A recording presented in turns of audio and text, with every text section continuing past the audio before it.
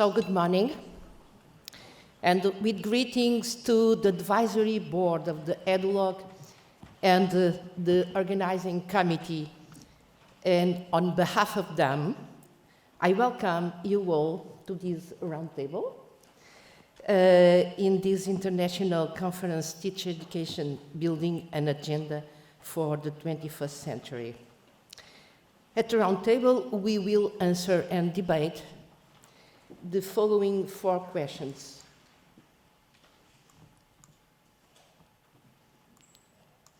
Please? Okay. No, yes. So they are on teaching profession and its possible futures and configurations in different geographies and contexts. The other one on teacher education curricula.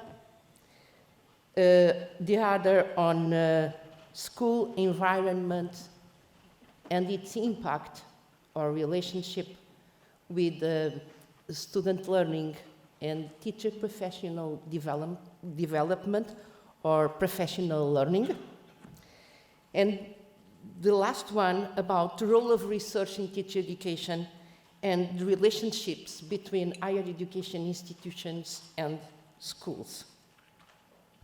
To answer and debate these questions, we have with us 4 brilliant researchers in the areas of teacher education, teaching profession, curriculum, leadership, and professional development or professional learning. All these are issues that frame the current debate on teacher education. They are Professor Eileen Kennedy, Professor Anja Sweden, Professor Daniel Alvunger, and Professor Ching Gu. To you, thank you so much for being available and for your kindness accepting to be present and share your expertise. Eileen Kennedy is Professor of Practice in Teacher Education at University of Strathclyde in Glasgow. Her research focuses on how teachers learn and the policy context within which that learning happens. Associated teaching and curriculum development work concentrates on supporting teachers to learn in ways that embrace and support a diverse pupil population through exploring pedagogies for teacher learning that support a transformative and socially just orientation.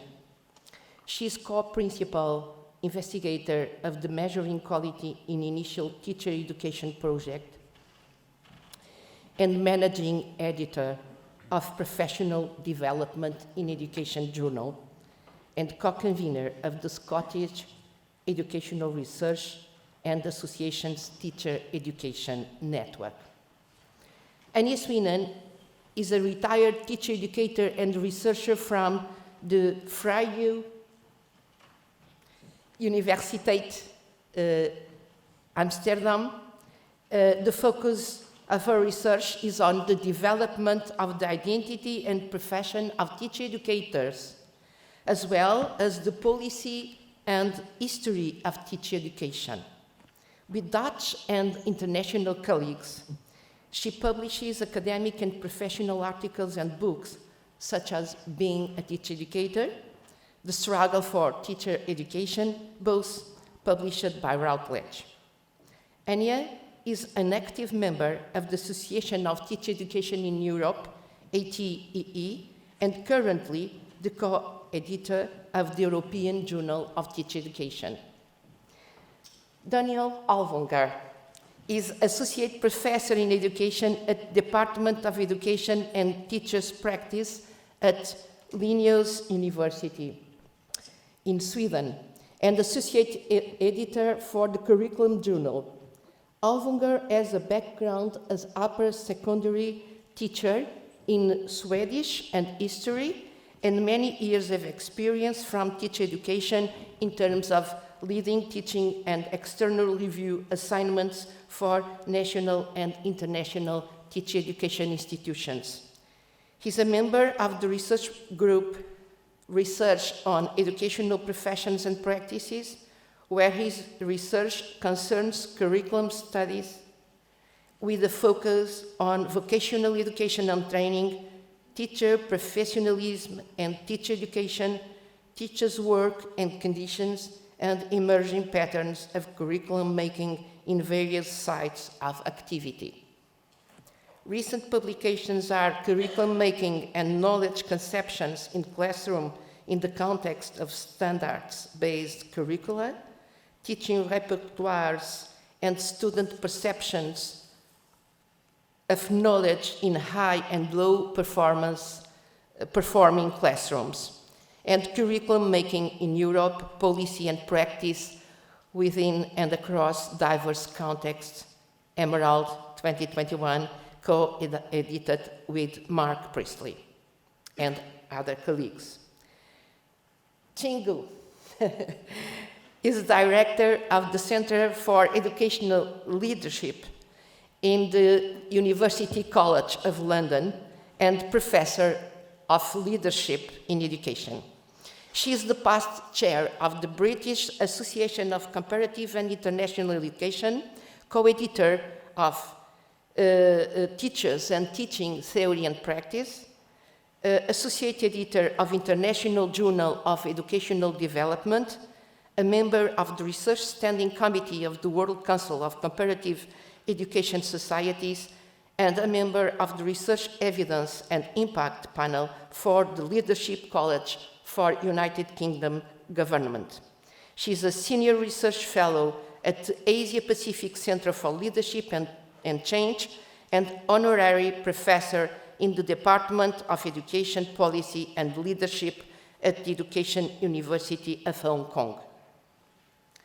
She chairs the governance committee of the national rollout of the early career framework programs at the UCLIOE that leads a partnership of 21 delivery partners across England, providing robust professional learning for early career teachers and mentors.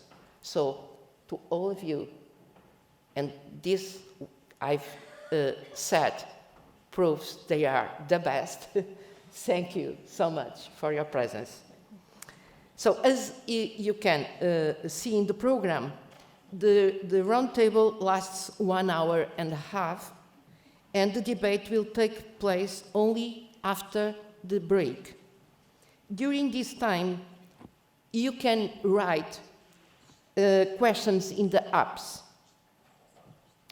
Please ask them whenever possible in English. If not possible, I can translate the questions. When your question is specifically addressed to one of the speakers, please write first the name, Aileen, for example, Daniel, Ting, or Anya, and then the question. If the question is for all the speakers, then you don't need to write the names. At the roundtable, we'll address each question at a time with a method we agree in teamwork, and each question will be discussed during 15 minutes. So we are going to start with the first one.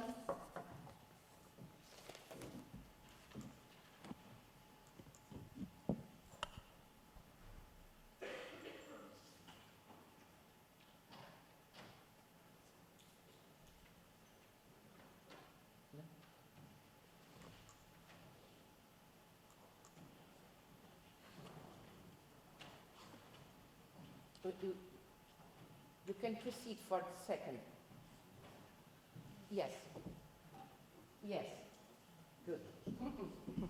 So, the first question is, what are the main challenges of teaching profession today, and what can we do to to address what does the teaching profession look like in the future, what differences according to geographies. So, Aileen, yes. Do you want to start, please? Thank you. It's an absolute delight to be here and to be able to kick off this conversation in responding in 5 minutes or so to a question that I would love to talk for a whole week about. I'm just going to initially highlight what I think are 5 high-level challenges that I think probably impact on most, if not all, national teacher education systems. So the first is that I think we're all facing increasingly, or working with increasingly diverse range of pupils in mainstream public funded schools in particular. So thinking about ethnicity and language diversity, particularly as a result of increasing global migration. Thinking about how we work with a more diverse range of students who have particular disabilities. And from my own Scottish perspective, this has grown over the past few years, where we have had what we call a presumption of mainstreaming, i.e. that every child should be, wherever possible, educated in a mainstream classroom, which means that our teachers are now working with a much more diverse range of needs than ever before. So there's diversity of pupils, and therefore there's a diversity of knowledge and skills needed by teachers. Yet framing all of that, and this is the second obviously linked key challenge, is that we have a really strong global meta-narrative around the importance of teachers, particularly in working to enhance student grades and therefore increasing nation states' competitiveness. And that meta-narrative is really influential in governmental policy-making circles and tends to lead to the entrenchment of the neoliberal predilection with measurement and externally mandated ways of exercising accountability. So that brings me to the third challenge. We have this increasingly diverse pupil range. We have a meta-narrative globally that's telling us to measure things in pretty strict and structured ways. So we have this challenge around how we do measure teacher quality, teacher education quality. And Amelia mentioned in her introduction that I'm a co-principal investigator of a project in Scotland, which is called Measuring Quality in Initial Teacher Education. And one of our key challenges there was to devise what we claim is a contextually appropriate framework for measuring teacher education. We were really keen to move away from some of the much more performative ways of looking at teacher education and to try to find ways to look at it in the round. And that's not without its controversy, it has to be said, and certainly I think it might also have been a bit of controversy over dinner last night. There was a bit of discussion around this, so it's very much a live issue. The fourth issue that's linked there is the competing demands of governance models. So those of us who are involved in devising and delivering teacher education are working to the demands of governments, the demands of professional associations, and the demands, most of us, of universities. And each of these different stakeholders has different priorities. I wrote an article a few years ago about my own personal experience of trying to develop a different and innovative new teacher education programme where we really had to navigate these different stakeholders, and the title of the article is Developing a New ITE Programme, a story of compliant and disruptive narratives across cultural spaces. And the challenge for us there was to decide which narratives we were prepared to go with and which narratives we were going to fight for perhaps a different understanding. But it's a really complex scene. The fifth challenge I'm just going to mention, I'm not going to say much about because it will be, I think, discussed in more detail when Daniel responds to question 4. But clearly the limited research funding for teacher education is an issue. The need for more systematic longitudinal work that allows us to create a really solid body of evidence that allows us to engage properly with different stakeholders. And as a teacher educator in a university, I would say to speak back to policymakers with authority. So I think, do I have a minute or two, or am I? Yes, I think you good? You can ask something to Ching. Okay. Okay. That was me doing my appealing eyes. Can I have more time? But I know we have a strict 1 minute. Aileen, 1 minute. You have So just, I want to throw in a few things about what teacher education might look like in the future. And I think that's a really difficult question to answer when we think about the global context and how diverse that is. But I think it seems to me that the geopolitical context is seeing almost a two-pronged response to that question. On the one hand, there's further entrenchment of right-wing, conservative, performative-focused ways of working. And on the other hand, there's a rise of the narrative around community, around whose knowledge counts, and thinking of the concept of epistemic injustice, so whose knowledge is important, whose sense of knowing is prioritised or limited. And I think as we look to the future, these two particular trajectories are probably going to become more entrenched. And I suppose I would just finish by saying that I hope the teacher-educator community in particular can stand in solidarity and use teacher education ethically and responsibly as a means of supporting the kinds of global challenges around climate change, disease and inequality. So I'll stop with these little issues and hand over to Ching to make a response. Thank you, Eileen. I just wanted to focus on two particular challenges. And the first one you addressed quite strongly about the role of universities in the teacher education. And if we take, for me, just also thinking about the current work we're doing in our center, in the Institute of Education, we are running a very large government-funded teacher induction program. And also the current policy funding trend is to push university further out of teacher education. But if we take a broader conceptualization of teacher education, not just initial teacher education, but also the continuing teacher professional development over time, thinking, why we develop teachers? Because we want to improve the learning quality of our students. We want to transform schools. It is certainly in England, because of the policy change, it's really kind of inviting all of us in terms of school system as well as universities to rethink what the partnership really means. On the one hand, we hear schools telling us we don't just want to be PGCEs, placement schools anymore. We have a role to play in the teacher education. Our understanding of a high-quality teaching practice is current.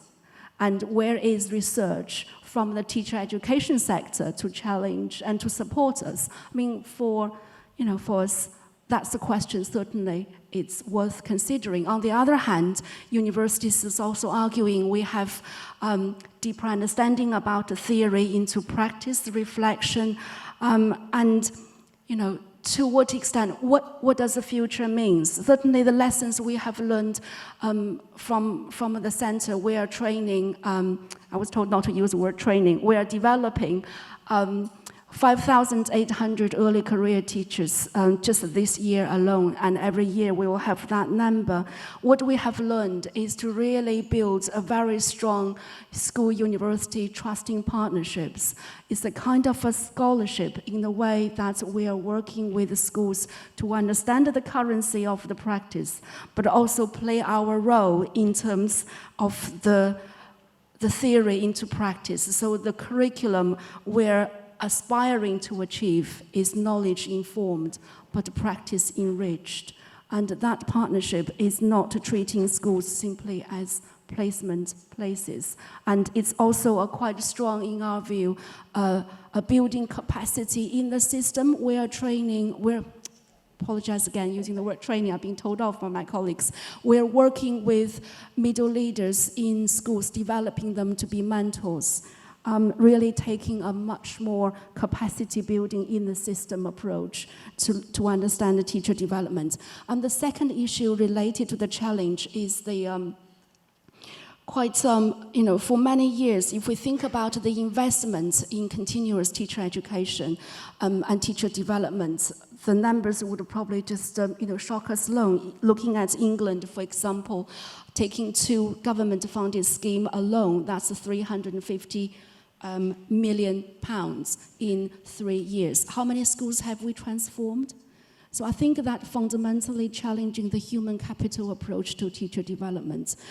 It is equally important for us not to think about developing the skills knowledge of individual school teachers, but also think about where teachers actually enact their learning, trial them, and make a difference in their classrooms. That's where they work, the other schools. So I think, that's a challenge related to, really inspired by Eileen's thoughts. The second challenge I wanted to emphasize here is the teacher well-being challenge. Certainly, if we look at the research around what is teacher well-being, I'm not sure about you, colleagues. I get resentful when I was invited to attend a yoga session to improve my well-being, and I thought my diary is already very busy. I don't need another appointment, and I don't do yoga. I think it is really conceptually for us to think what matters when we think about teacher well-being. Certainly, from our research around teacher well-being, it is really important to understand why teachers become teachers and what keeps them in teaching. That the meaning of what teaching is, the teaching as a vocation is larger than a job. To what extent, as schools, as systems, as teacher educators, we really work on what matters for our teachers. I've researched so many teachers in over the years. Very rarely you hear teachers saying, we don't want to work hard.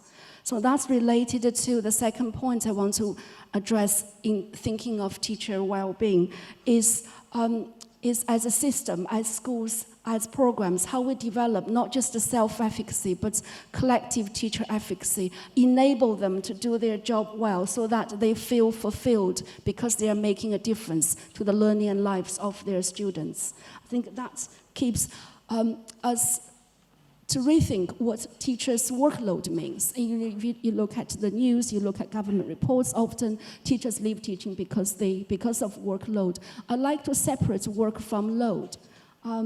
Given what I've said from our research we learned, look at OECD's reports, more than 73% of teachers continue to say if they choose again, they still want to be a teacher, despite that teaching is hard work.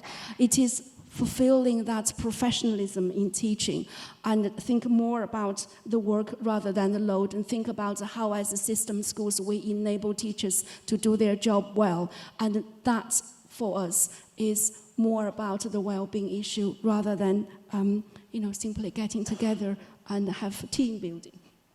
So Daniel and Anya, do you want to add something to this?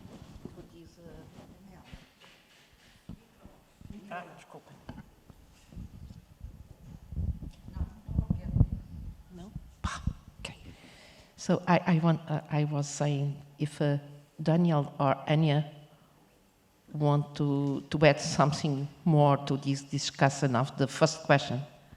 We have 3 minutes. Okay, I could just say something briefly. Thank you very much, Amelia, and thank you very much for the warm welcome.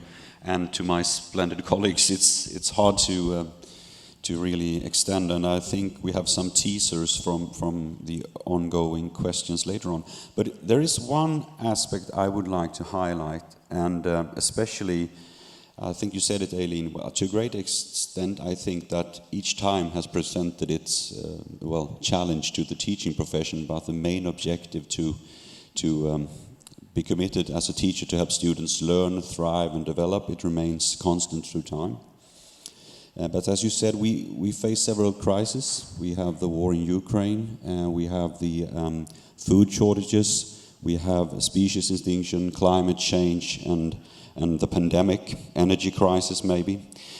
So this will require new and innovative solutions on how we may develop sustainable ways of living, securing our planet for the coming generations. And this is what I say would be the moral call or obligation for teacher education. And the hard thing, we have to be prepared for the unexpected. I just wanted to add one more point. In our higher education institutions, we talk about digital learning environments, and that is fantastic. We've seen during the pandemic, and we see now in the war in Ukraine, that teachers and students can continue their education through digital media, and that's fantastic. So we anticipate more and more advanced technology, like artificial intelligence, different models for model and virtual learning. But while we are equipping our classrooms with the latest technology, we are also driving pollution and exploitation of other countries using rare natural resources in our computers.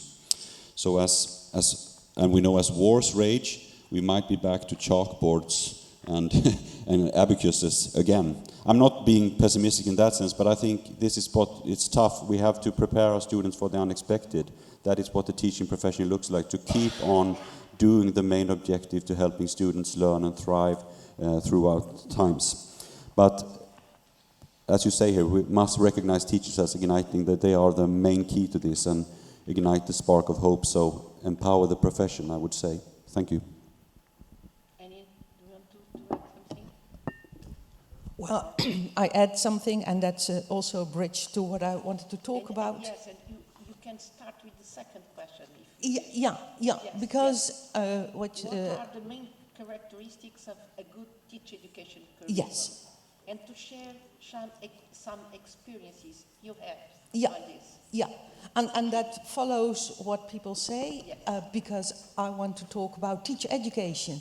And if you talk about well-being and preparing for the unexpected, and to be resilient also to all the changes that impinge upon us all the time, I think we also should work on the professional development in a very broad sense of the teacher educators. So that's the start. Is it okay if I stand, because you can dance. Not sing. I won't sing. Because I would very much like to look into the audience for a moment, because it was a bit like being on Zoom. I couldn't see you.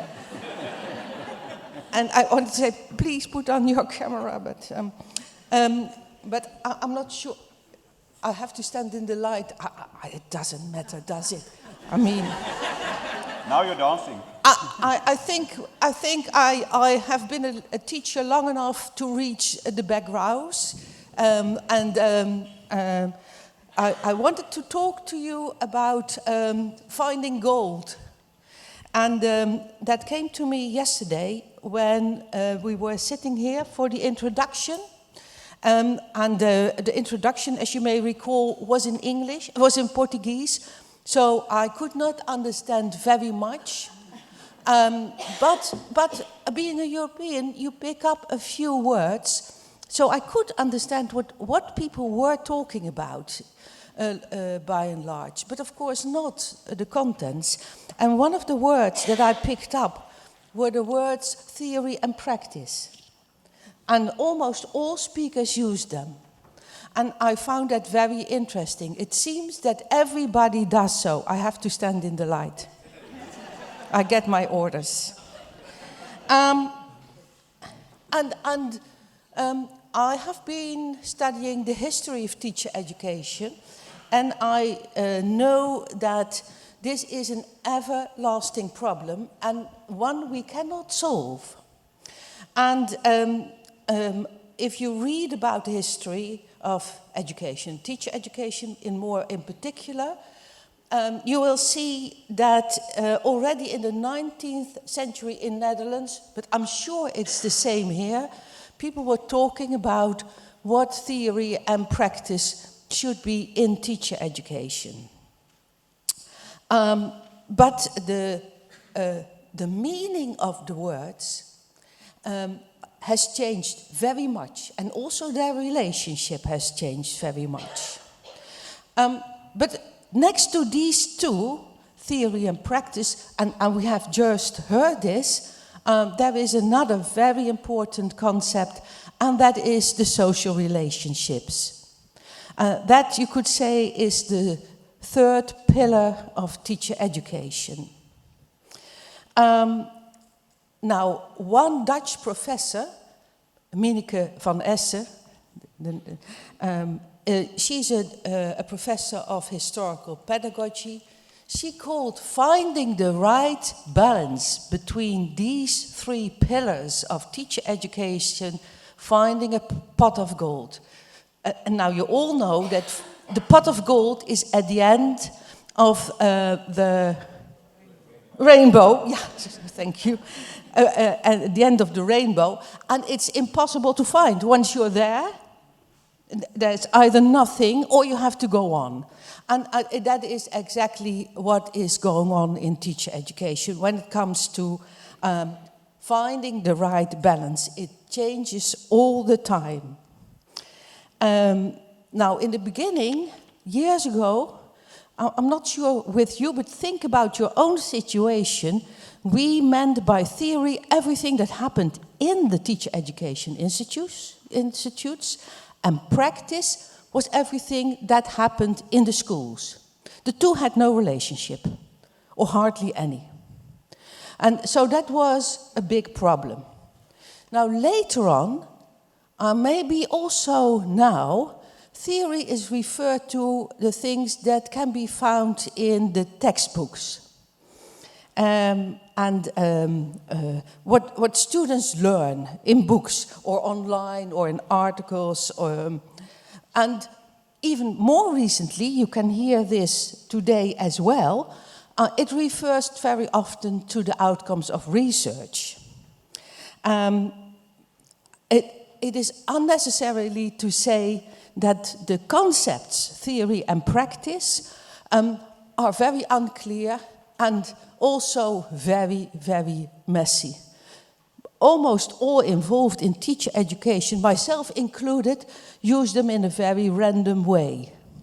Now, I want to present to you three ideas, relations between theory and practice that are not new, but I want to add what this means for teacher education and more so for teacher educators.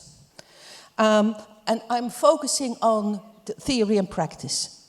I'm sure Gert Biesta, I'm not sure he's here, but Gert will talk about the social relationships.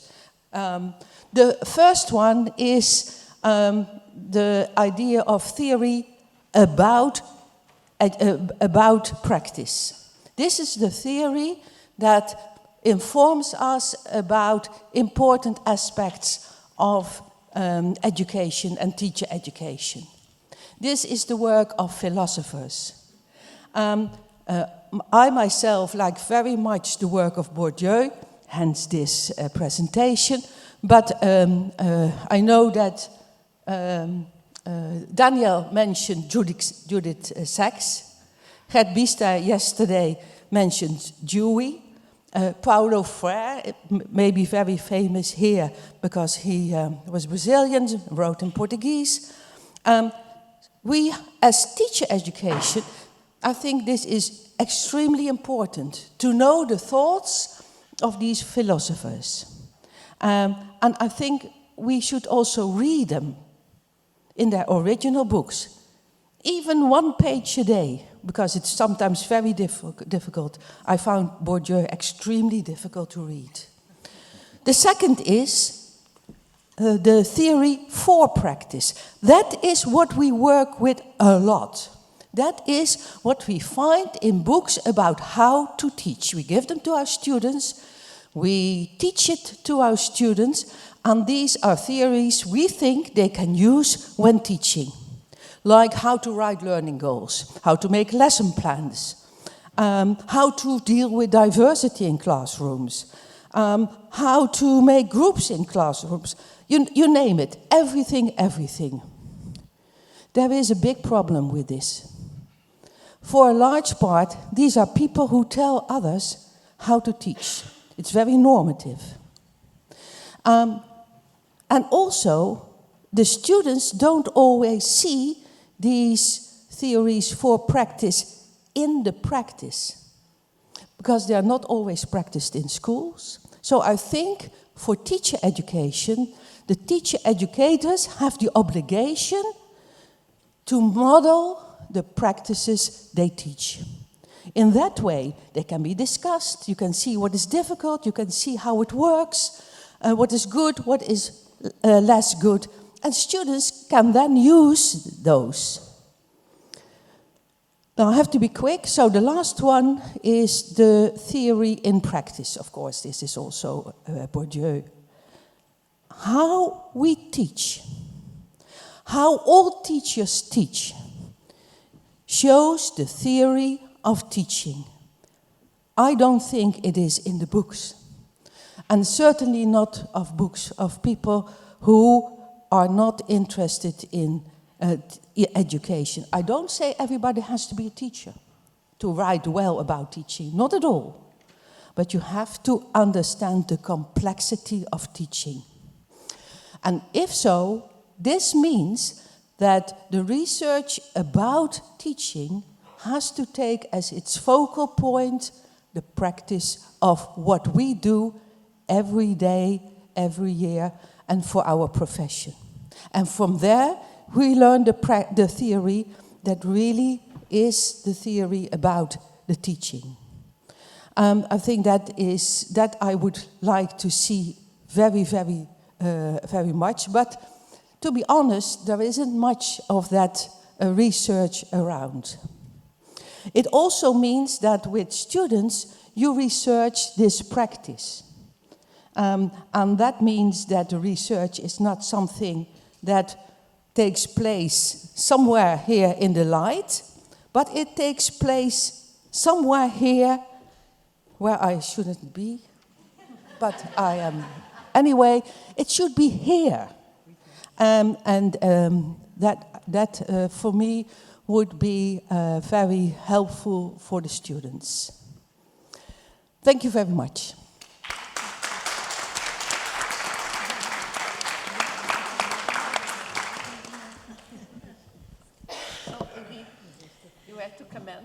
Okay, so I have to respond to Anya's fabulous floor display there. I'm just going to stay seated.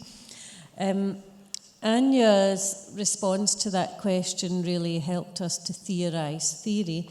What I want to do in responding to that is really just to talk about a few more fine-grained practical points. So if that's how theory and practice could be understood, what does that mean? How might it look in teacher education programmes?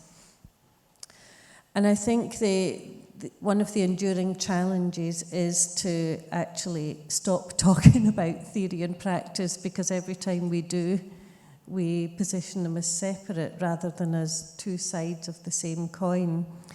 And I think the more traditional method that most initial teacher education programmes follow mean that it's structurally ingrained, this divide. So this idea that we learn things at university and then we go to school to practicum, or as it's sometimes referred to in the UK, teaching practice, which I think is an odd way of positioning it. You learn it in university and then you go and you practice it. So I'm much more now thinking towards how we do better integrated models of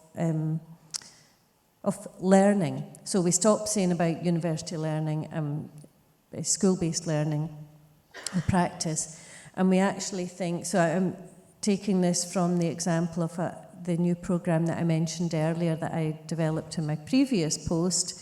So we did away with the word teaching practice or placement, which was rather odd for our cooperating schools. In fact, it was odd for many of our colleagues as well. And we spoke about learning. We're all here to learn. We've got university-based learning and we've got site-based learning that we do in schools, but we also do it in the school community. And every single course or module on the curriculum, the syllabus, had university-based learning and site-based learning. So we tried to stop this idea that you learn stuff and then you go and practice or perform, even worse, perform being a teacher. And I suppose just, there are so many things I'd like to say in response, but I think maybe the thing that links best to that is the idea of how in the teacher education curriculum we use assessment to support that way of integrating not just structures, but people's understanding of how they learn to be teachers. And one of the things that we did in our programme was to really hand that over to the students. So we stopped going into schools and assessing students by watching them perform teaching. And we asked them over the course, this was a 2-year master's course, we asked them to start at the very outset with our standard for provisional registration, which is held by our General Teaching Council, and which every student teacher needs to meet by the end of their ITE programme. And we said it's your job over the 2 years to come up with sufficient evidence to present to us at the end that you meet these standards. And obviously we supported them to do that. We didn't just send them off. But what they did was to present us with a portfolio, and we had a viva where we had a panel of university and school staff, and we spoke with the student teachers about the evidence they had. And what we found was not only were we blown away by how they could talk about teaching and learning and their own teaching and learning, but actually they began to look for challenges in their practice. So I had one student who asked me, I've never met this before, but one student said to me after her first period of site-based learning in a very lovely local village school with very few social challenges, so she was able to really get to grips with thinking about learning. And she said, next time when you place me in a school, can you please make it a much more challenging school, because I really I've got a whole set of skills that I haven't begun to develop. Whereas usually my student teachers would be saying to me, that wasn't fair, I was in a tough school. So I wasn't able to show you that I was a good teacher. So I think we've got lots to do there. If it's one thing saying an integrated model structurally supports this integration of theory and practice, but actually the whole curriculum needs to find ways to reorientate how students engage and how tutors in schools and universities engage with that. I will stop there. I obviously didn't look at you in case you were telling me to be quiet. Okay, we have the time. That's okay. We have the time, I think. So I don't know if Daniel or Ching want at this moment to add some other ideas on this second question, or if you can proceed for the third one. I don't have any particular question. I just loved what both speakers said about treating the theory, how we conceptualize theory and practice, and treating them as as two sides of the same coin rather than separating them. I think that really has lots of implications for we, again, in the current system, how we reconceptualize school-university partnership because it certainly challenges a lot. So we're saying at university, there is a huge risk in England if you put your head in the sand pretending it's not going to come your way, and that will threaten our role in teacher education and become irrelevant in 5 years' time. And I just briefly, thank you, putting up the ball for Ching and her topic coming on here, but I really like what you said, Eileen and Joe, about the importance of having an environment and an atmosphere for students to feel it's okay to fail. It's okay. We learn also through when we stumble and we rise up again. And that is something very important, which we have to support our students and to show them it's okay. It's a part of their learning process, their learning journey. So I really like that part. Thank you. Thank you. So, Ching, please. Yeah, great. Okay, I loved the third question because it enables me to talk about schools. Yeah, I studied my research about teachers' work and lives and then move on to leadership, move on to system reform. And it really gives me a very, I think, unique angle when we look at, going back to look at what it means to be a teacher in a school and in the system. So thank you for the question. There is a myth about developing our teachers. We know that as research shows, most of our newly qualified teachers are highly committed. But there is a risk, there is a myth that after 3 to 5 years, they plateau. And based on the Sutton Trust, is a think tank in England, it's looked at, schools and schools are different. Some teachers are able to continue to be challenged and to continue to improve, whereas others do not. And this is one of the first things when we look at teacher development and school improvement. I say to my students, do not talk about schools. Tell me which schools you mean, in what context. Define that first before we start the conversation. And this is why, looking at the question, I was thinking we actually know a lot about what kind of school environments that teachers need to grow and develop.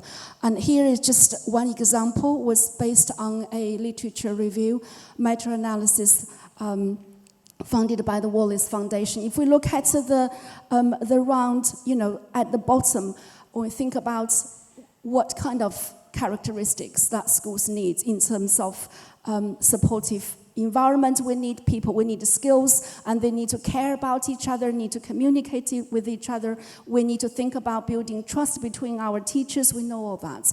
We also need an organization where there are resources and facilities where teachers can teach well.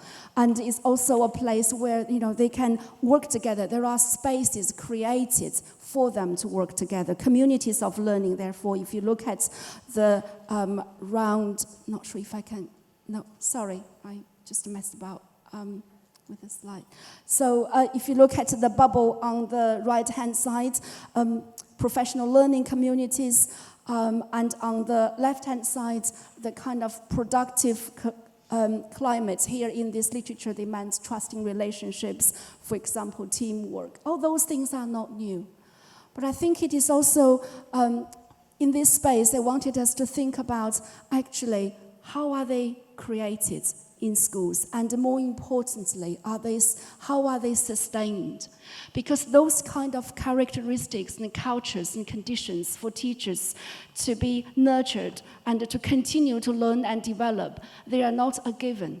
And to look at those research repeatedly has been telling us leadership comes first. And here is an old model, but I like it in a way it's straightforward. You can see the antecedents. When we develop teachers, because we want to improve children's quality of learning, as I said earlier, we want to improve students' outcomes, however you define in education system. But leadership, what school principals do, would create the capacity,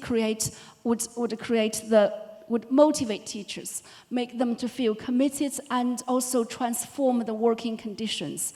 It's the three of those together enable teachers to change their practice, and the changed practice will improve student outcomes. And I think that's what research repeatedly be saying. I have much more complex model. I don't think 5 minutes would be enough for me to explain, but that, I hope, gave you a gist. And what do we mean by capacity? When we think about a school, going back to this model, school leaders would help teachers to grow and build the capacity. There are 3 important ingredients when we look at school capacity. That includes the classroom capacity, the organizational capacity within the school, as well as the local, the regional system capacity together. And within those 3 interactive layers of capacity, 3 components are essential. They are the human capital, which is the sum of the skills, knowledge, and dispositions of the people, of our teachers in it.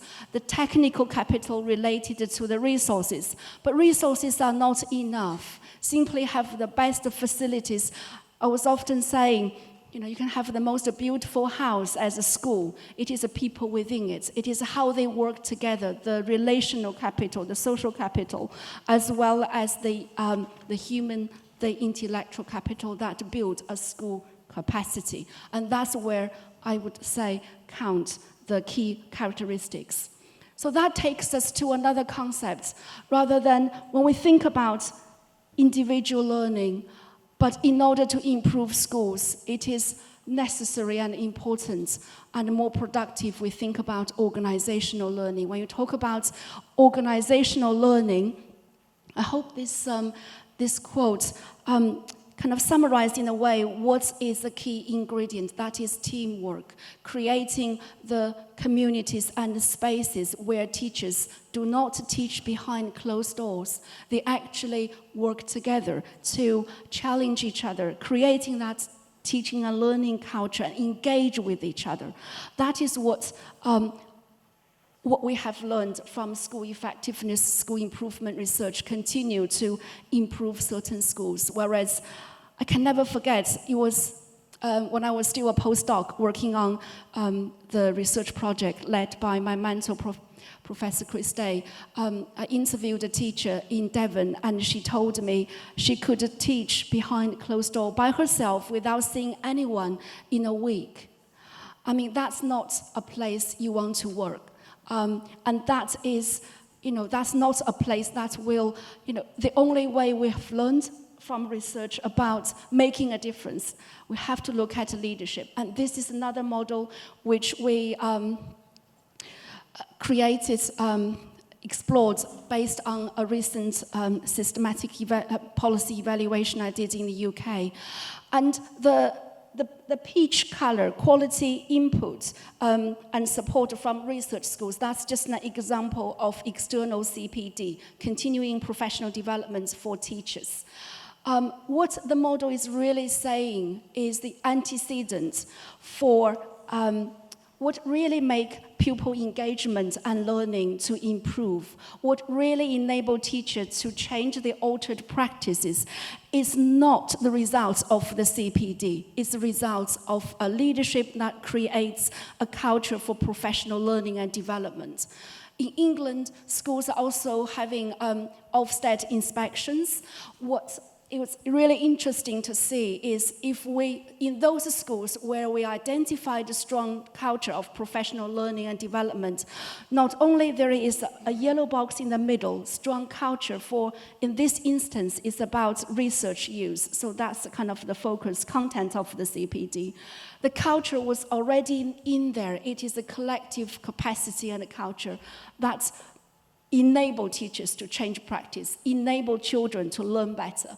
The CPD has improved the other top right corner, the yellow box, individual teachers' understanding and skills, but without the soil, without the environment, highly unlikely we cannot have a model that will suggest CPD itself will link to pupil change.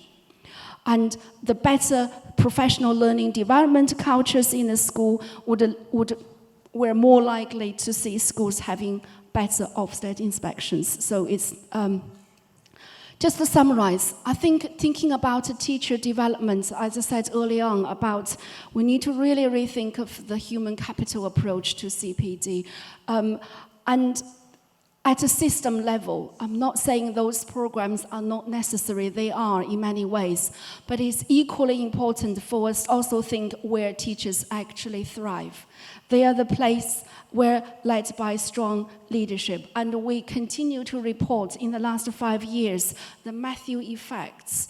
When you have those kind of CPD programs, it's those school leaders who know, who understand the theory and practice behind those innovations and initiatives are able to align those innovations into the current practice of the schools. You are more likely to see teachers enact their learning and the schools keep getting better. Thank you.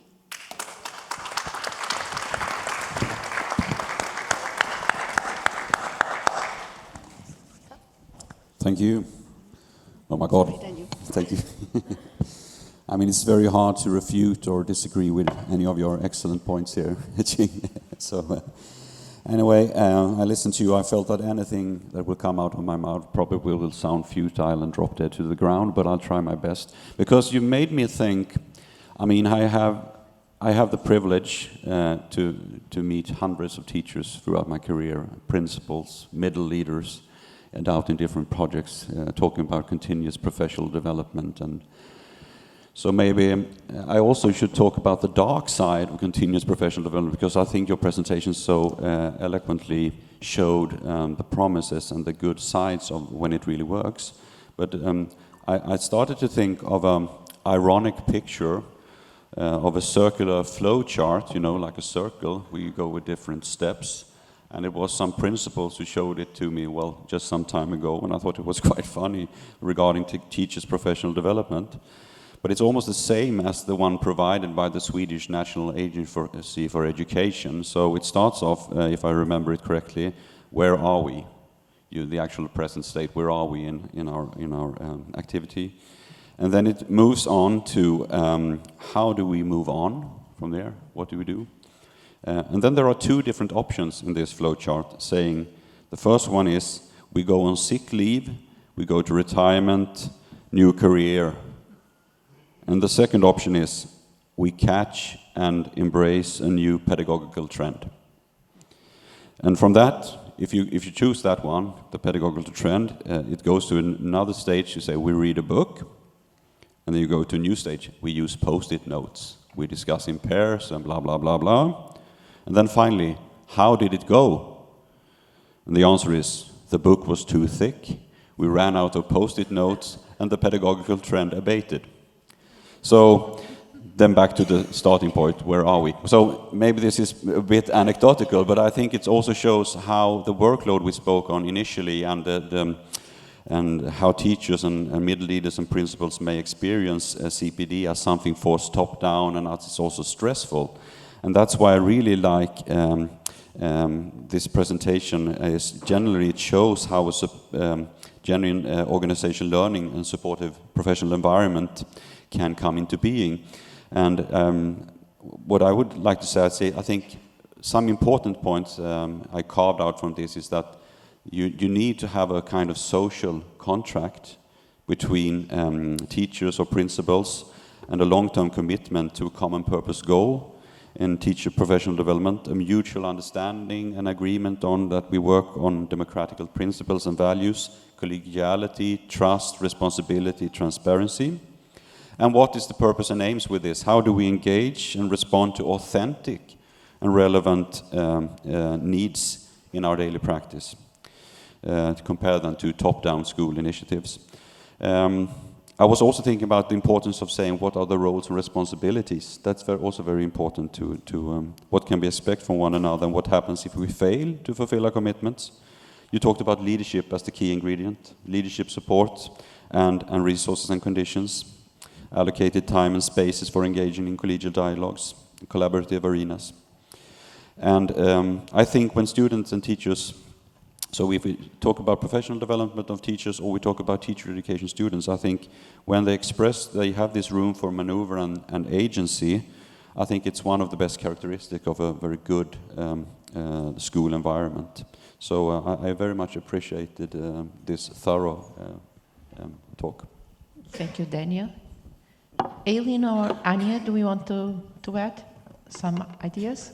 Just one quick point. I completely agree about the absolute importance of leadership. But when I think particularly about the initial teacher education context, I think about the challenge of scale and how it's very much up to luck, or down to luck, I should say, as to where a student teacher lands. And I think we maybe need to just have a bigger focus on the idea of leadership for teacher learning. I think certainly in Scotland, the idea of leadership for learning is growing. But we don't often talk about teacher education pedagogy and the fact that it isn't just the thing that we should own, some of us in a university, but that actually leadership of teacher learning is something that should be from very early stages of a teacher's learning career. Yeah, I agree with what was said. It's excellent, but I would also like to transfer this to teacher educators again, because you just said it, there is very little attention for teacher educators' professional development, and it's always about how teachers have to improve. And sometimes I think, let's start with ourselves and experience how difficult it is, and then move on to the teachers. Or do it both at the same time, of course, because we always teach teachers. But also in our head, to make this transformation, we as teacher educators have to learn all the time. Thank you, Anya. We are going to the last question. Daniel, please. So thank you. Are you still awake? Good. So I'm really happy, and we brushed upon several points, very good points in our talk so far. So I think it's a very promising discussion onwards. But when I try to approach this question about the role of research in teacher education and professional development, it's not only easy to get stuck in a discussion on we heard about theoretical and practical knowledge. Another point is, what do we mean by research-based teacher education? And this long-standing debate, of course, throughout the history of teacher education, as Anya mentioned, theory and practice. So we know that teacher students might experience difficulties when they try to apply knowledge they gained in academic courses in practice. And sometimes they feel that their education does not adequately prepare them for their future profession. Teachers, on their side, might experience research too abstract and difficult to translate to their own context and practice. This is what the so-called lost in translation problem. But what I think we should agree on is that we ought not to be led astray about this meta-narrative that Aileen spoke about, and this very instrumental and technical discourse on teacher education trying to provide classroom-ready teachers. For we could ask, for what kind of classroom? Classrooms are different. But it's expressed in policy, and it's a narrative that really don't regard research, theory, and critique as vital components of teacher education.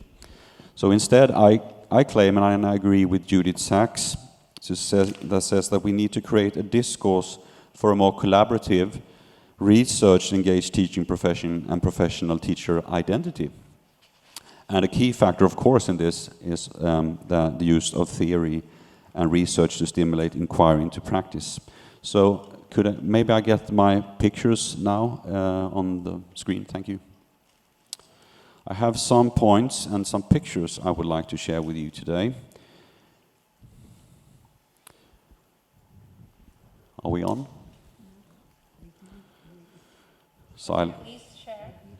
Is it possible to put one slide? Time out. Think of something beautiful, a nice movie, or a flower, or a song you recently heard. Oh yes, thank you very much. So I have some points here I'd like to share with you today. First is the idea that research may provide a mirror for students and teachers. And this requires that we recognize the differences of theoretical and practical and experiential knowledge. They represent different forms of knowledge and knowledge structures, and we need to find powerful ways of bringing them into interaction. So, for example, I have experimented with a critical dialogical model for teacher education to enable this intersection between critical theoretical analysis and to work with experiences among students. Experience is one thing, but turning into expertise or knowledge is another. So you need tools to help them articulate what is tacit, their experiential knowledge, and a kind of meta-reflection on experience on the practice. So combining critical theoretical analysis and meta-reflection for generating new knowledge. And the aim is to foster a critical self, providing a foundation for developing teacher professionalism. And this could also be a way in engaging in larger and critical discussions on the big ideas of education and the role of education in society. Secondly then, research is something that may provide a heading and a focus, hence the compass in the palm of that person. It directs our attention towards something or helps us to navigate in a complex landscape. But the problem is that the compass needle sometimes may point to the north and south at the same time in research, actually. And at least not if research is used, as we know, different concepts, theoretical points of departures, and different methods for the studies. And from such a point of view, it might be wise to consider if the task for research really is to develop ready-made solutions with universal claims to be enacted on a large scale.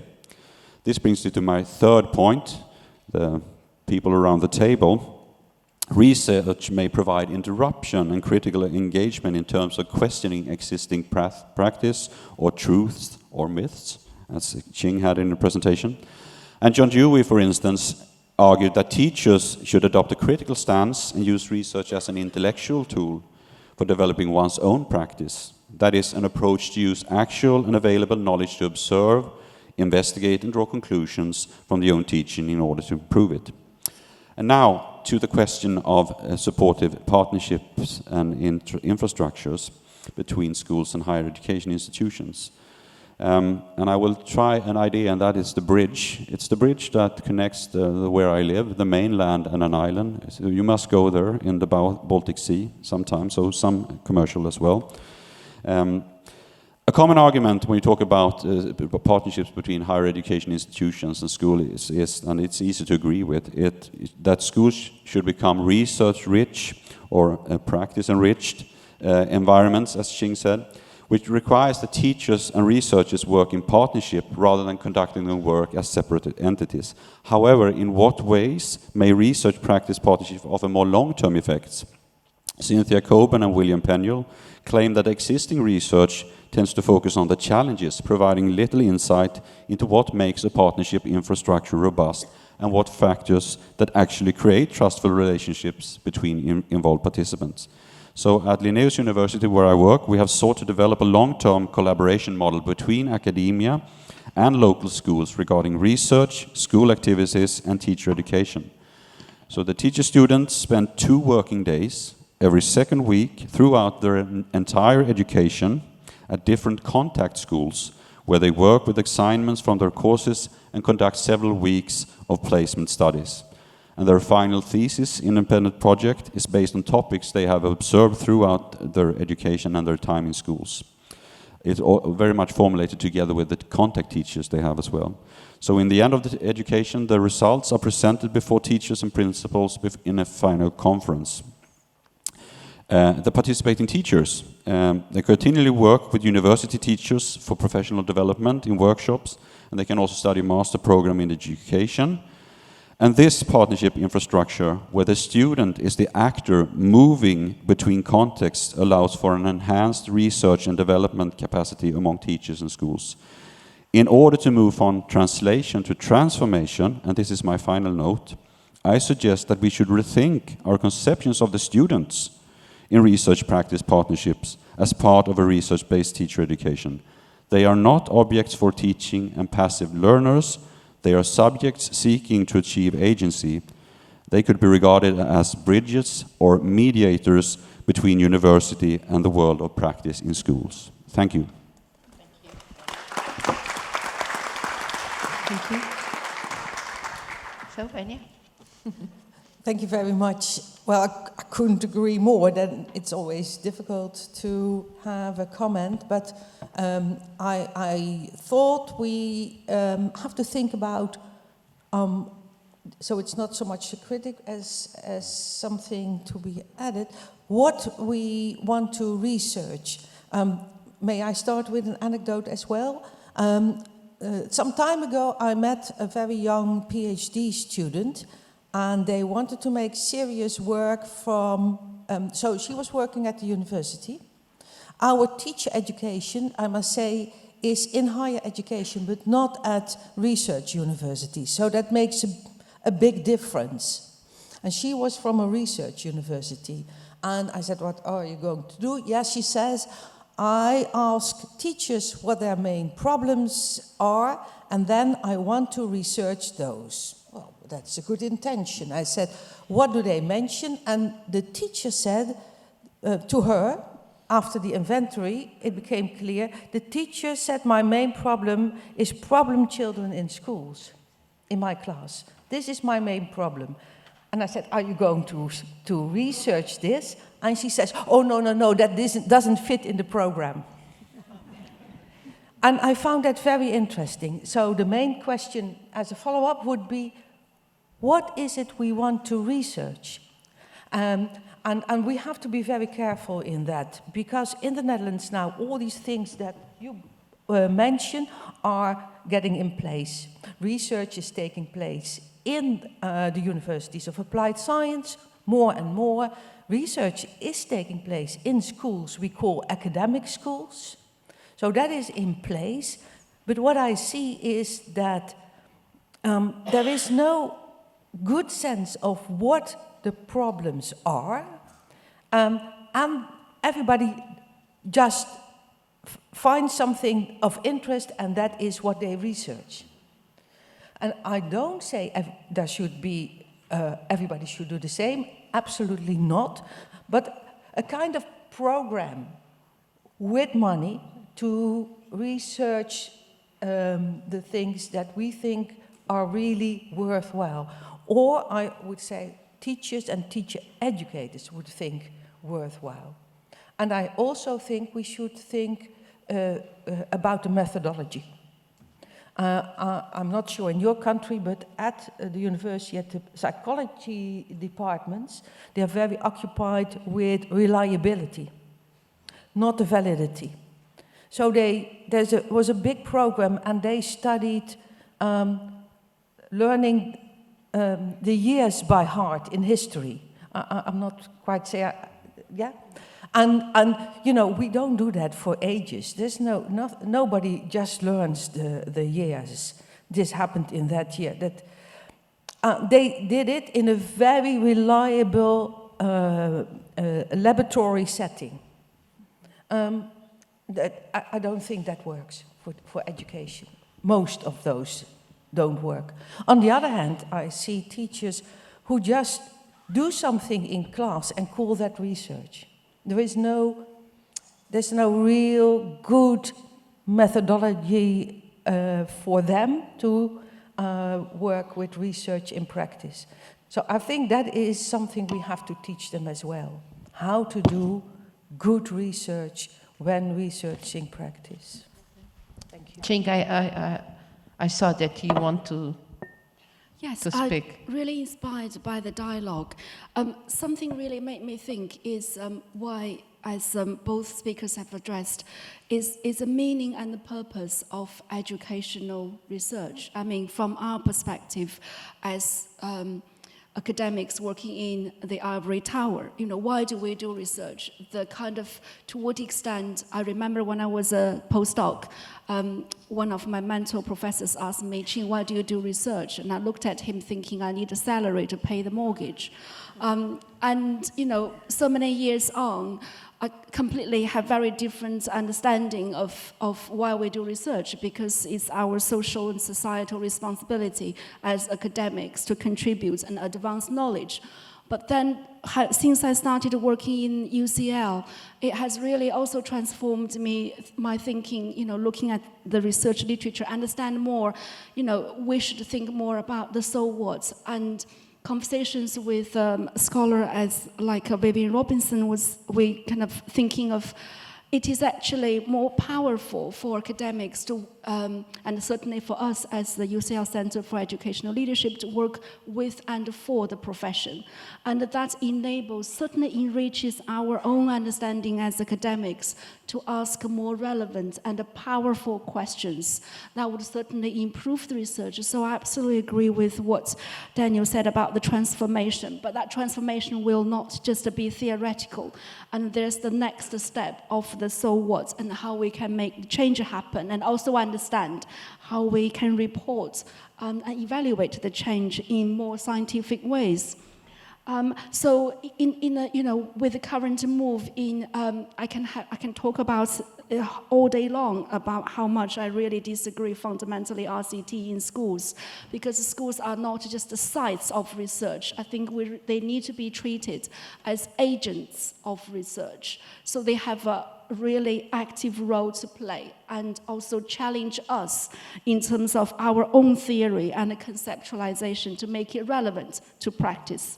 And second point, so that's really related to, the meaning of research practice partnerships. There's growing literature around those. And the last thing I want to say is inspired by Lynn about this practitioners' research or inquiry. Is that academic research? I remember John Hattie was saying, leave research to academics. But on the other hand, we do want in our teacher education programs, teacher development programs, we want our teachers to learn how to use the learning in the context in which they work. And an inquiry is a very important tool to enable them to do so, whether it is academic research or not. To some extent, it's probably less relevant. The most important thing is help them to improve their knowledge, teacher knowledge, in terms of the propositional knowledge about know that, but also the ability knowledge in terms of the know-how. And in our teacher development programs for early career teachers, we tend to use their American and English spellings about inquiry. One is with E, one with the I. I always forget which is which. But we use the I because practitioners require inquiry starts with the I. It's about your own practice. And with the I, it is about improvement of your own thinking as a professional. Thank you. Aileen, do you want to add some idea? Just to throw in one challenge to the idea of research that Daniel shared with us, which is research as a socio-professional construct and the importance of collaboration in there. And I wholly agree with that as a really fruitful way forward. But I do think the emphasis on the individual standards-based ways of curating and shaping teachers' careers actually works against that. This idea that as individual teachers, we account for ourselves as against the standard.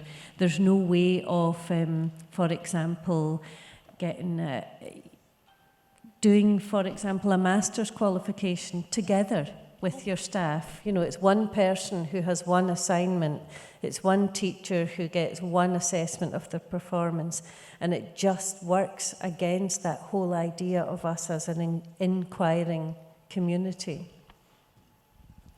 So thank you to all of you. I think we have created a new method of roundtables. At this moment, I think that you know our secret already. 5 minutes, first speaker, 3 minutes, second one, commenting, and then 7 minutes free. So, and this is the secret. It was perfect, I think. We have here a lot of important ideas to be discussed, so we stay waiting for your questions during the break. Now, we are going to the coffee break. Yes, I've said it. You can write the question in Portuguese, and if you prefer to speak, it is possible too. Okay? Em português. Diz isso em português. Ah, ok. Certo. Então é assim, podem escrever a pergunta em português. Nós traduzimos. Nós traduzimos. Eu já tinha dito, mas de facto tinha dito em inglês.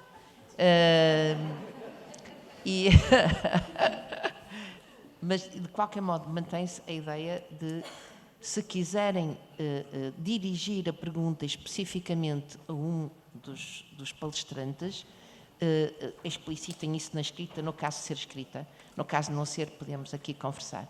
Penso que todas as possibilidades são possíveis em termos de debate, certo? Então, até já. Para deixarem aqui projetadas 4 perguntas. Eu depois peço. Daniel, é possível ficarem projetadas depois as 4 perguntas, sim? Certo? Obrigada. Então, bom coffee break.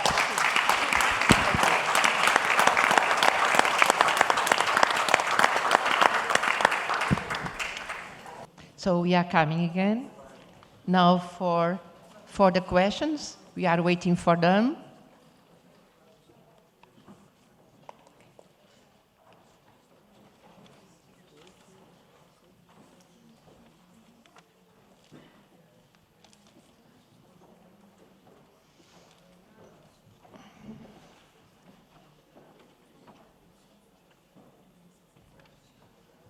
So here we have one question is from Ana Teresa Brito. Thank you so much for a great reflective time. Anya, can you share more experiences about theory for practice? How we can truly model it in the university teaching? More theory and practice. Yeah.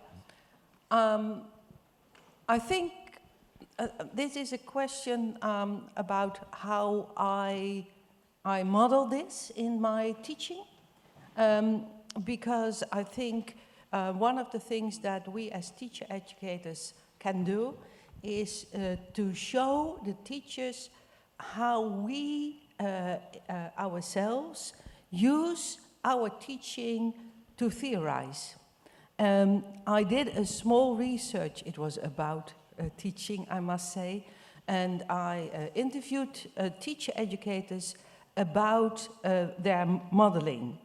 And all the teacher educators that I talked to, they said, yes, I model good practice. And then I asked the students, do they? And they said, I don't know. They're good teachers, I mean, we like them, but I never thought about it. So there was one teacher who explicitly modeled what he did. He talked about his own teaching, not in a way like, look at me, but he talked about what was happening, what it meant to have the groups in a certain way. And the students of this teacher says, yes, he is modeling good teaching. But what the teachers the teacher educators found very difficult was to theorize about their own teaching and to use the literature, the existing literature. And they all said, we don't read enough about to do this. I try in my own lessons to do this, to refer to literature and to bring this into my classroom. I can tell you it is very difficult. If there's one thing in professional development for teacher educators I would like to do, is exactly this. So I'm sorry, it's not really an answer, but maybe it is an idea for your own professional development to do and learn together how to bring the theory in the practice and the practice into theory. I hope that is an answer. Yes, thank you, Anya. We have some other questions from Anabela Souza. how does the management model, particularly how the director is selected, influence the development of the climate for professional development? Do we want to answer? Cheng? No? Right. I'm just not quite clear what do we mean by the director? Yes, the way the director is selected. In Portugal, it is he is elected. He or she. He or she, yes. Is elected. Right. He or she is always a teacher. Right. In England, it's also the same. The school principals are appointed. The jobs are advertised externally, and the post is then. All the candidates will be interviewed by a school governance board, and then the final appointment is made by the school governance board. So it's like a kind of open job interview. That's the kind of appointment process. Yeah. So you look at their expertise, their experiences, whether it is the first or second headship, and how much they know about the school context, and what do they see about school improvement and teacher development. That's the kind of normal process. Yes, okay, thank you.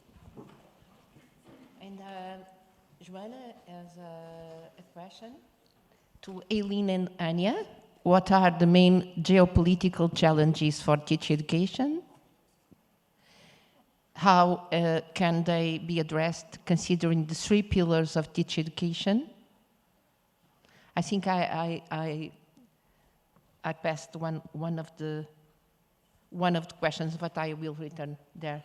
So this one from Joanna. Eileen and Anya, do we want to answer? Okay, my first thought is that's a title of a PhD thesis that I haven't done yet. So I think it's quite a tall order to answer that. The main geopolitical challenges, I think it's almost impossible I think it is about the different contexts. For example, we have teacher education in Africa. Mm-hmm. So we have some partnerships with universities and schools of education in Africa. Mm-hmm. So what differences? I mean, I think one of the things more recently is how the COVID context has changed how we understand teaching and teacher education, but also geopolitical challenges. I think there's a lot of opportunities to be able to actually build on understanding different challenges in different contexts, because we've all become, or most of us, not all of us, have become much more easily accessible to other teachers in other parts of the world. And I think a lot of the literature around how teacher education is changing and has responded in that context focuses on these ideas around accessibility, the removal of gatekeepers who might have been the only way for a teacher or a student teacher to access anybody in any different context. But I think one of the emerging challenges is how we ensure quality of teacher learning when these gatekeepers have been removed. So on the one hand, I think that the different geopolitical climates that we live in are a really rich source of teacher learning. But on the other hand, I think they open up all sorts of challenges for us in terms of how we evaluate the quality and integrity of the learning that we might have when we engage globally. Yes, yes, Anya. Okay. Yeah, please. I think that is absolutely true. And if you look at all these different, you mentioned Africa. I have taught in Ethiopia and in Tanzania, for example. And recently in countries like Indonesia and Lebanon, online. So that is very different, but anyway, you get a feeling for it.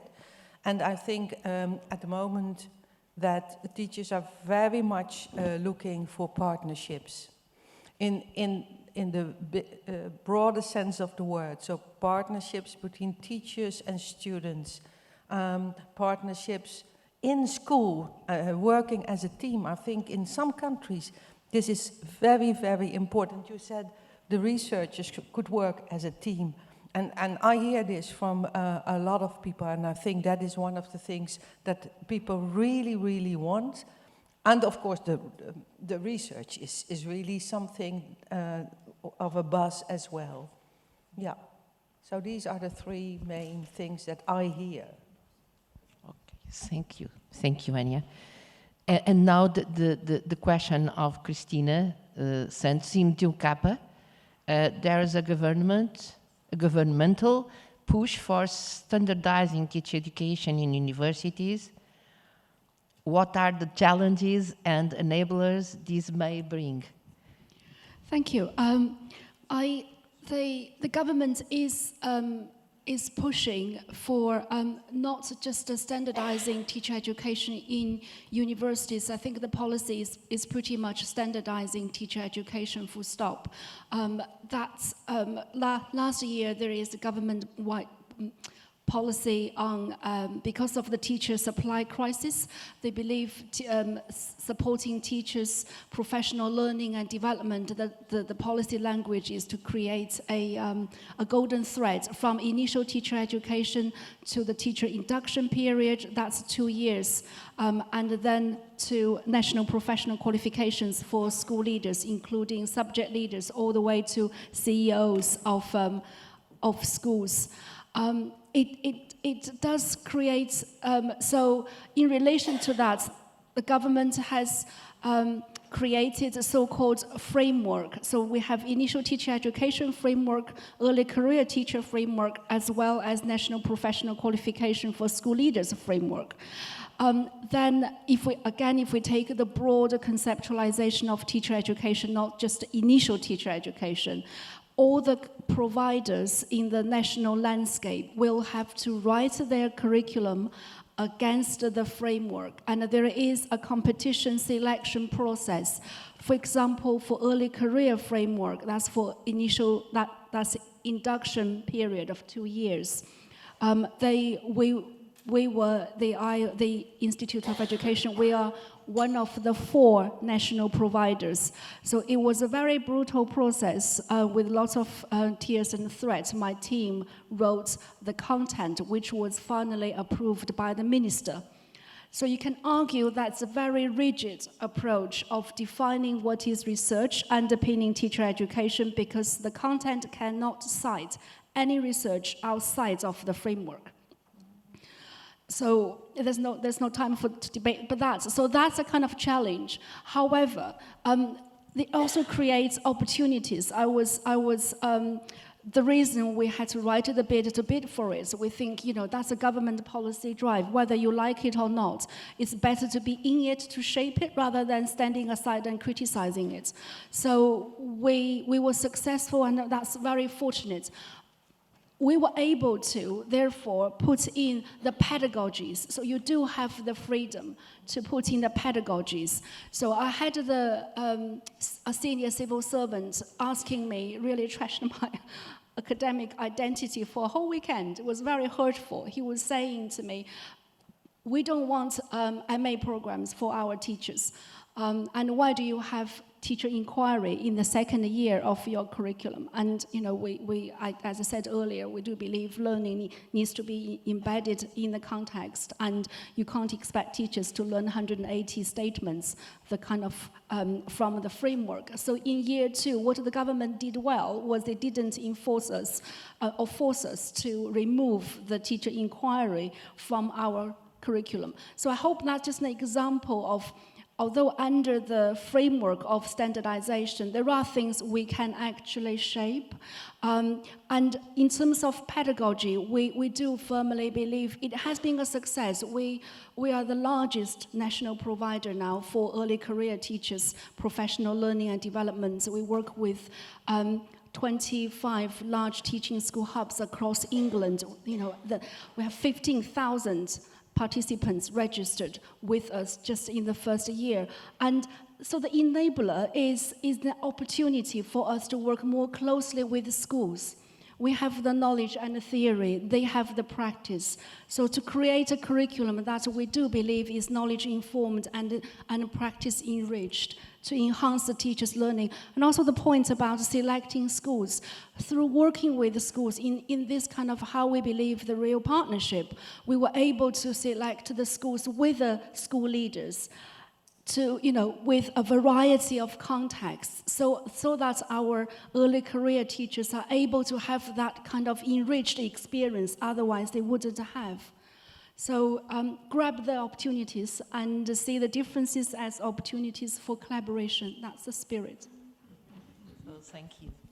So I think you are doing a good work, because the next thank you. The next questions are in this way and are to Daniel. Addressed specifically for And me. they are very, very related, Yes, I think. very much. So I'll try to answer them both. Of course, thank you for these two questions. I'll try to be brief.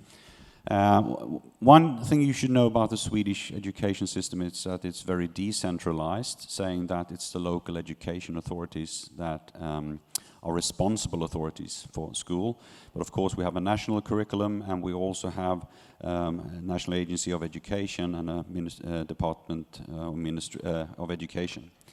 But in a broad manner of speaking, the partnership between schools, I think they can be compared to as in Portugal, but of course they are quite different. You have from the more traditional way that you just send students for placement studies, and you have a contact person, to very complex and intricate and a very strong infrastructure between the AGIs and the schools.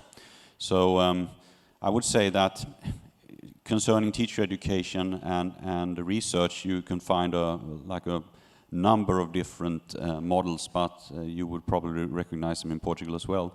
But however, what has been going on for, the last, not only 10 years, but specifically from a political point of view from the 10 years, is a big pilot project trying to equip schools and teachers together with universities and teacher education to find more robust infrastructures. And the example I briefly gave you, and I will give some more examples from, is a way of trying to combine research, teacher education, and teachers and schools. And that are the three basic ingredients for this pilot project. So you can receive funding to have these different the development capacity and the capacity building among schools, and you must engage teacher student in this project. So it's a way of teachers, actually, you talked, Eileen, about they pick one for a master studies or something. This idea with the project is that teams of teachers should be able to engage in master studies or whatever. So they're trying to find ways to collaborative work, getting away from the individual side. And this is very important to say, this pilot project, because we had started our infrastructure many years ago before it came. And the idea with this, and I move on to the second question about the role and value given to student teachers, because the whole idea is that we try to move, we recognize the theory-practice divide, of course, but we try to move beyond that, and we try to see, by recognizing the differences, not only in ways in terms of how the students can spend more time out in the schools, being part, learning the professional language, the discourse, being a teacher. Some of our students say it's one of the longest employment interviews you have, because you spend 4 years doing this, or 5 years. So the main value here is that we see that the student is the agent. The student is the one who's supposed to learn and brings ideas, which you study in literature, the propositional knowledge, and you take that with experiences and observations from practice. And I would also like to relate to what we spoke about before, the big problem with the gap between genuine practical questions or problems that are identified. I think you, Anja, said that teachers may have a problem, and then the researcher has another. Of course, this is what happened in this project when practitioners and researchers meet, where, you know, Basil Bernstein, he talks about recontextualization. That's exactly what it's about. The researcher has a kind of idea how this is, and then it's interpreted by the practitioner, and vice versa. And sometimes these two never meet, but hopefully they do. But of course we have that gap or distortion. But the value, of course, is that it equips the students for handling questions which they encounter in their future practice. And I would say they become education literate, and that they also, by being, the value is then that we see that it's their development process, their learning during this time, and that we also can drive and make the teachers a part of this learning by mentoring and following the students. So I hope I answered, perhaps a long answer. I'm sorry, it's very complicated, but life is. Thank you. Thank you.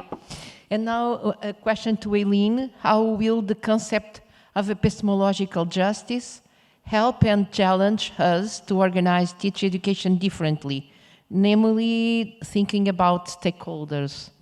This is from Ana Moraes. Thank you. I think, first of all, the question of who our stakeholders are is important.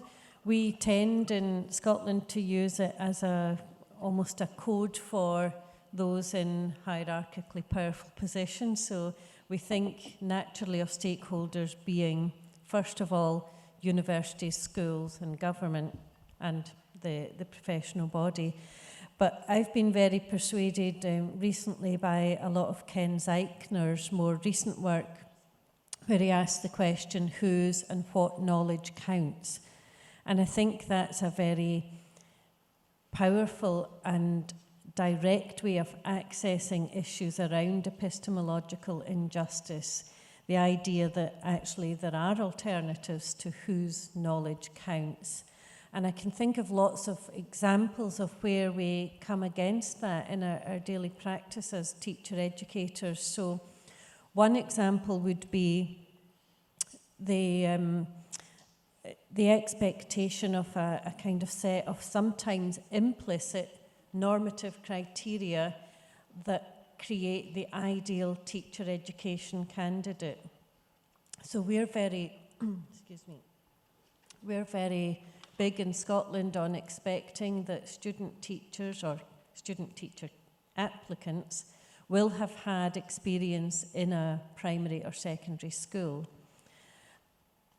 I'm not only not persuaded that that's really ideal, I actually think it sometimes creates a whole set of knowledge that is not desirable. So we're basically saying, go in and see what you can see and then come and tell us so that we can replicate it. So I think there are, right from the start, there are issues around who can access teacher education. We also, in Scotland, are expected to interview every candidate for a teacher education place, face-to-face or Zoom-to-Zoom, screen-to-screen. And that then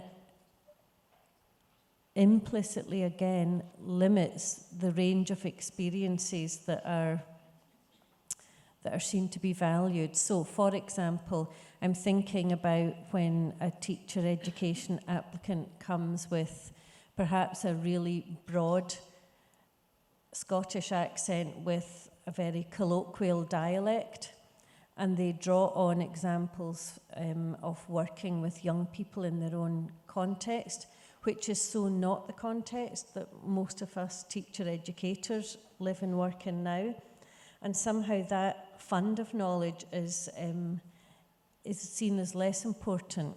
And I think that then continues when student teachers are in university and in schools, where their own knowledge is seen as almost irrelevant. We're now learning to be a teacher, and you will now take the official knowledge and use that to learn to show that you can be a teacher. Whereas some research that it was a side project that we carried out on our Measuring Quality in ITE project, where we had one question in our survey for early career teachers around how well did you feel that your initial teacher education prepared you to respond to unforeseen challenges. For example, COVID was one minor challenge. And what we found from that was actually that our student teachers had said that they felt empowered and able to disrupt the hierarchies in the school. So suddenly they were sought after. They had something to trade. They had knowledge to trade. They had expertise, and they were able to actively support their more established colleagues. So this idea that novice knowledge is less important than experienced teacher knowledge, I think is really important.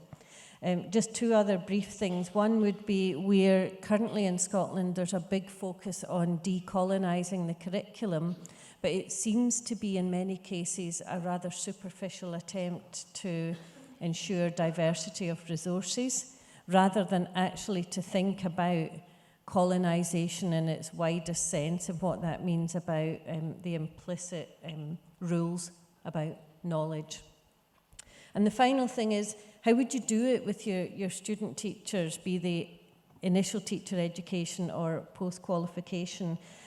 And I have very often used examples of critical discourse analysis that I've used in my own policy research, and I use that with my student teachers, often doing what seems a very simplistic exercise, like I've written about the concept of professionalism and how it's used in teacher education policy, and we take the word professionalism out and we say, if that word wasn't there, what would you put in to make sense of that sentence? And it really helps them to think about the way in which the implicit way that terms are codified. It makes them stop and think. And another very useful way, a great piece of text that we use is Stephen Brookfield's book, where he looks at assumption hunting. And just that idea that there are other ways of knowing, and that we allow that to, not only we allow it to be surfaced, but we encourage it to be surfaced. So, yeah, some big ideas, and there are obviously, we need to get practical strategies from the big ideas. And I would look forward to hearing any of you might have as well. Okay, thank you. Thank you. Another question from Cristina Santos. Schools, this is a statement. Schools which engage in research and foster relational expertise improve teacher and learning outcomes. How do teacher development and teacher and learning evaluation make these explicit?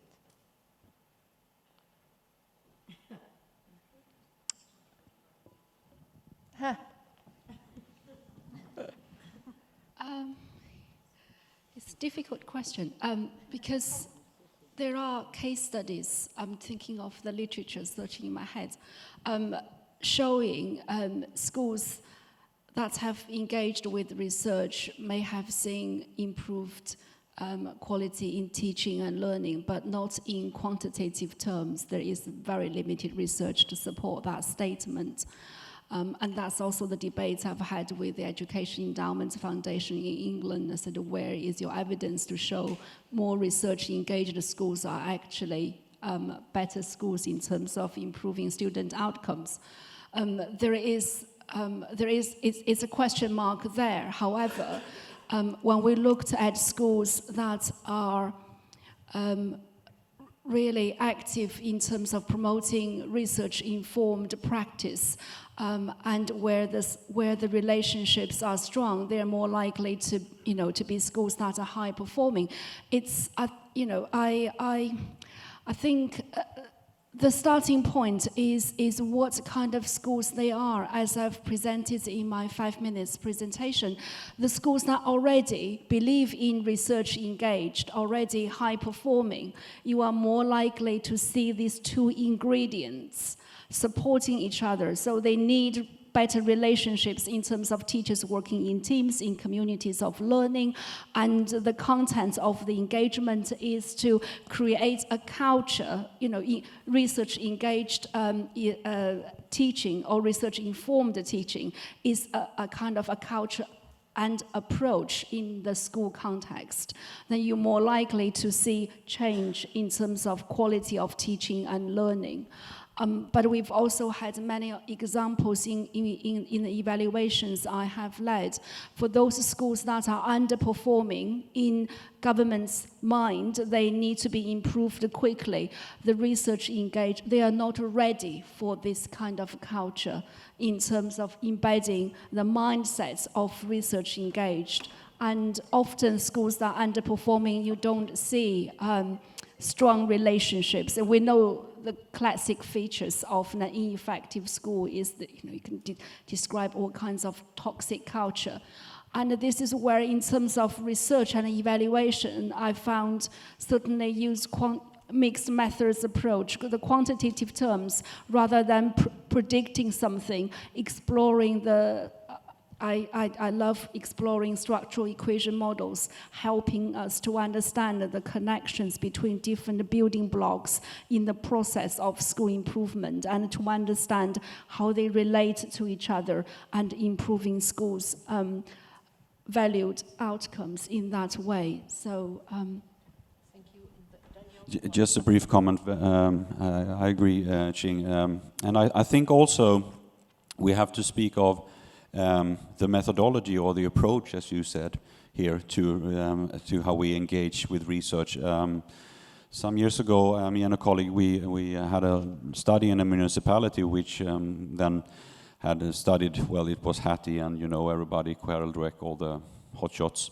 Anyway, it said that they should try in this municipality, the different schools, the teachers, to observe one another in the classroom and provide feedback, because that's what research said really helped to improve teaching.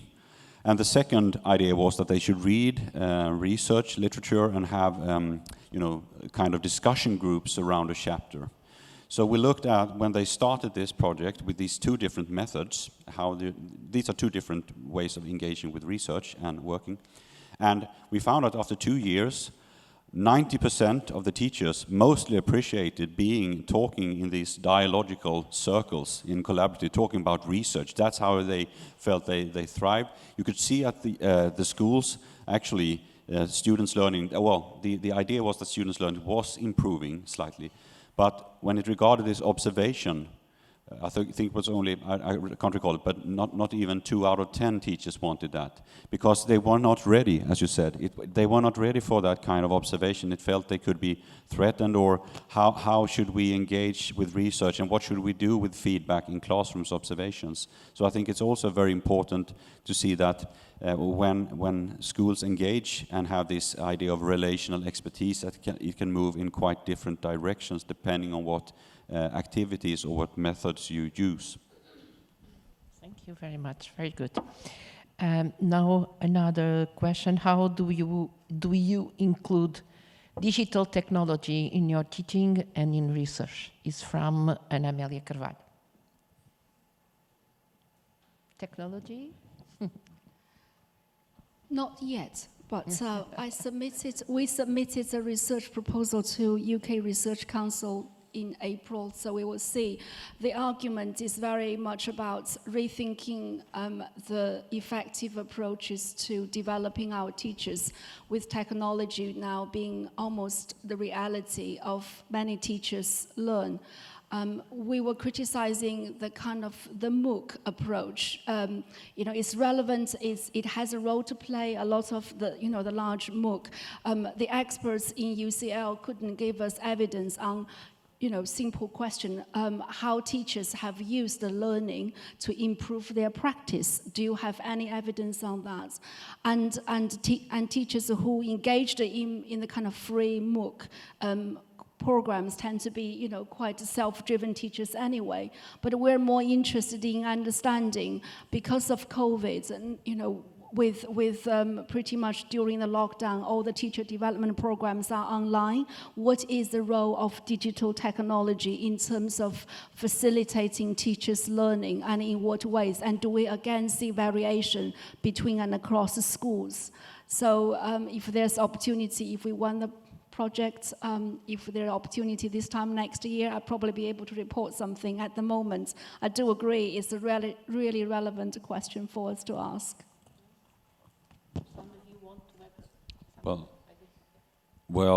I answer the questions because it says in your teaching and in your research, and I recently made a study on vocational teacher students, which I mostly work with, and how they make meaning out of didactic ability, especially in terms of they have, as vocational teachers, they have to show their students what to learn. And then we used both, of course, video recording in that sense, when they, and the students had an assignment where they recorded as a part of a lesson, and then reflected in different groups. So what I wouldn't say that's mostly, well, one idea of having these video recordings and to reflect on and to think about didactic ability in teaching. But on the other hand, we also studied those teacher students, vocational teacher students, in the research and how this impacted on their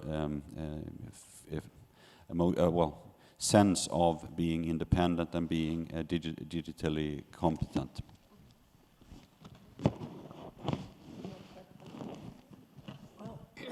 I think many of us experienced how to teach, like with Zoom or Teams or whatever program you used. I think it was a great opportunity to learn together with students. I teach teachers, that's part of my job, and the first times I was teaching with Zoom were really horrible for all of us, because we didn't know I didn't even know what a breakout room was. And from that I learned that learning about teaching, you cannot learn this from books. And so we learned together in a very experiential way.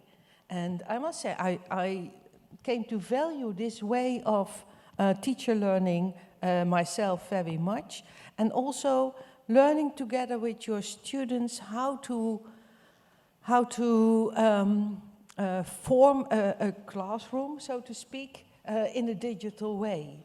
So I'm now thinking that experiential learning and making this conscious in partnership was a great way to learn.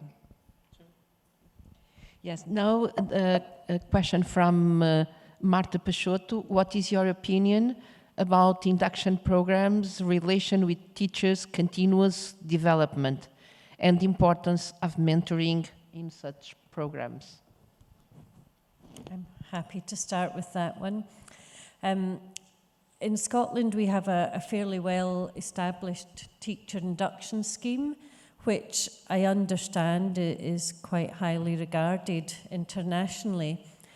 However, the downside of that is that because it's so structured and organised, the transitions between initial teacher education, the one-year teacher induction scheme, and then the post, at that point they would become fully registered, and then so basically at that point they're left to get on with it.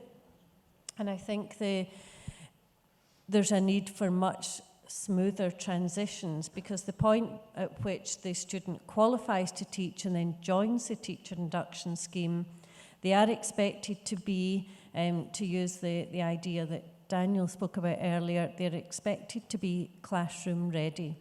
They're a member of staff, they have some time out of class, but basically they are doing the teacher's job most of the time on their own. And it seems to me, when we look around at how other professions learn, if you think of the consultant doing the rounds with the junior doctors, that it seems to me that if we were to create a properly well-informed learning profession, we would have something that was much smoother in the way that it was organised.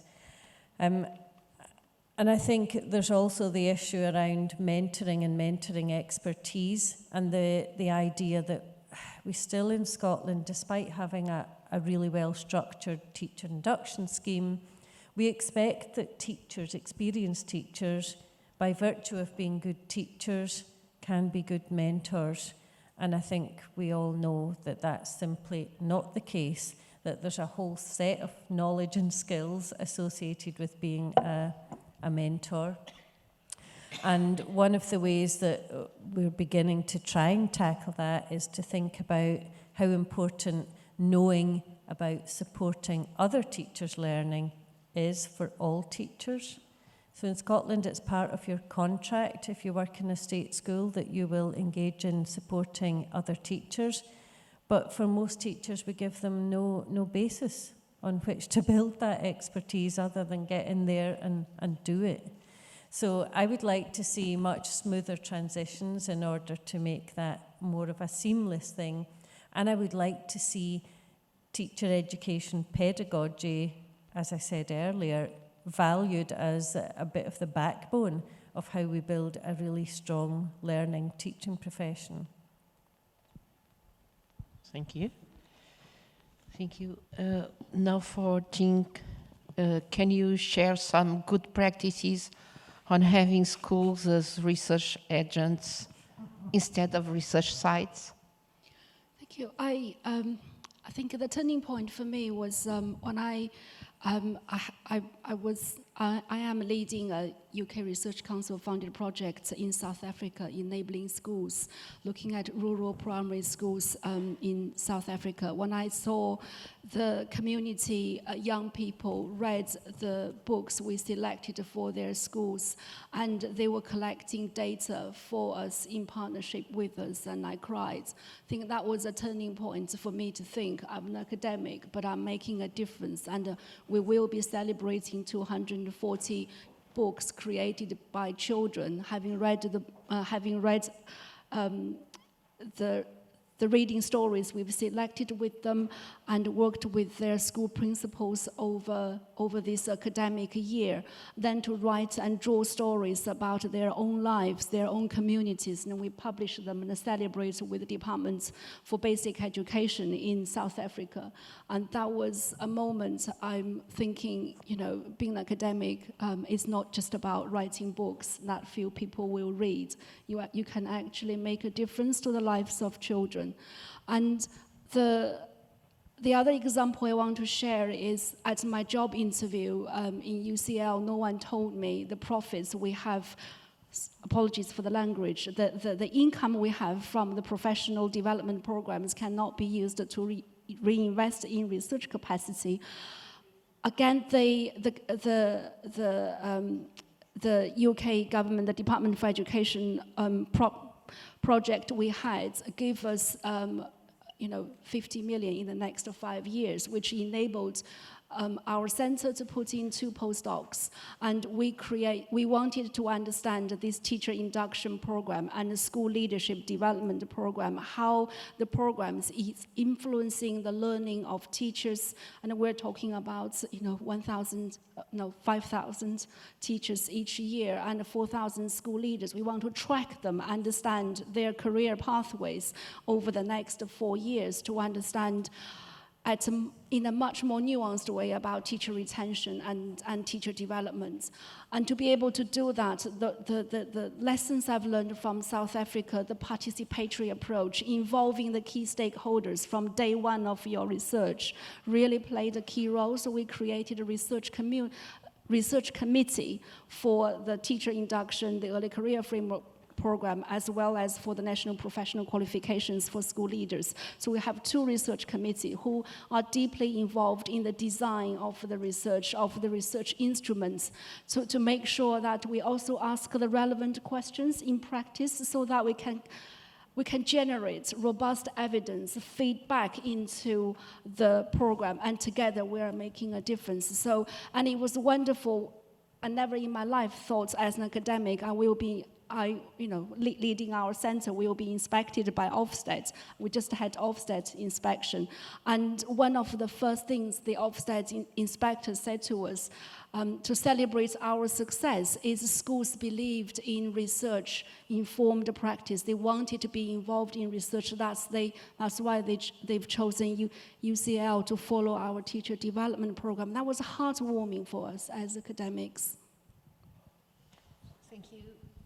We have there a warning from Professor Biesta, and it's true. Please don't forget that there is no UCAP education policy. England, Scotland, Wales, and Northern Ireland all have their own policies and practice. I think this was about a question, in the past, but this is important to remember this. Thank you very much. And now a question to Anya from Professor Isabel Alçada. How do you integrate the data coming from students' evaluation in teacher education? I think there's first the one about modeling. It's the same. No, it is not the same. So, from Isabel Alçada to Anya. Yeah. Thank you for your inspiring presentation. So you have two questions for you, Anya, from Professor Isabel Alçada. So we can join them? No. So separate. Yeah, I think so. Them. Yeah. Okay. Yeah. Are you reading? Are you able to read? I understand Okay. it. I understand. I saw the question. You asked for an example, and I will give you one. But I think it's very important to model on different levels. So I think for students it is also important to show them that the whole curriculum that you give to your student teachers, that you understand this and that you share the ideas behind this curriculum with your students. They have to become teachers themselves. So I think this sharing of how you want to teach the whole course or curriculum or your own course, I think that is very important. I think it's also very important to share on the level of the lessons and the assessment, so that what you talk about, they see that if you talk about how to assess, we talked about assessment a few times, that you do this yourself and there is no discrepancy. But there often is, I must say. And then there is the modeling of your teaching at the very moment you teach. And you can do this in a larger and in a smaller way. You ask for an example, and I will give one example. And that is, when I start a group, you must think these are university teachers. And there are about 12 to 15 teachers in one group. So the group is very small, and the people are around 30 years old. That makes it different from a younger starting teachers in teacher education. So I always ask them, if you had this group and you were me, how would you make an activity to know each other, to make acquaintances, because they don't know each other. So they have to think about it. And then I always choose one of the ways they mention, or we do it together. And so you make them think about education right away. Then I have a very simple activity. I have a small plastic bag, and in the bag I have about 30, 40 very small labels of tea bags. I don't know if you have the same, but on some tea labels, the small ones, you have on the, you dip, and they are questions, like who is your hero? Or what do you want to be if you're 60? Or all kinds of social questions. And I give these to my students. And then we ask, why? Why would you do such an activity? And it's not because the activity as such is so interesting, But to teach them right from the start, you have to think about what you do, you have to make choices, and you have to think about the choices you make, and we can talk about what this means for the atmosphere, in the climate in the class, because if you do something like that, there is a very different climate instead of, people have to say which faculty they teach and what their research is. And it's not so much that I tell them what I do, but this is a discussion, this is an ongoing discussion through the course. But not always, because otherwise you're always talking about your own teaching, and that can be very tiring for students as well. So you have to write the right doses. It should not be about you, it should be about how do we teach, what choices do we teach, and what does it mean for your students. It's a very, very nice way to teach as a teacher educator. Yeah. Very good. And the other? You have 2 questions. It's for all. Yes. To all. Yes, to all. How do you integrate the data coming from students' evaluation in teacher education? Yes, and Aileen? So we initially, or not initially, on the one hand, I would say we have a performative response, which is you said, we did, and we return that to the university centre so that we can be seen to be doing things that are responsive. However, making bigger changes are quite difficult in our context in Scotland in terms of the fact that all initial teacher education is university-based, so therefore big changes can't be made without a large timeline and lots of committees. And we're also governed by General Teaching Council accreditation. So there's that side of the more externally mandated performative accountability. But we also always have our student staff consultative committees where we actually talk about real issues and try to come to solutions together. We're also, though, governed in Scotland by these national large-scale surveys of both undergraduate and postgraduate university education, not just in teacher education.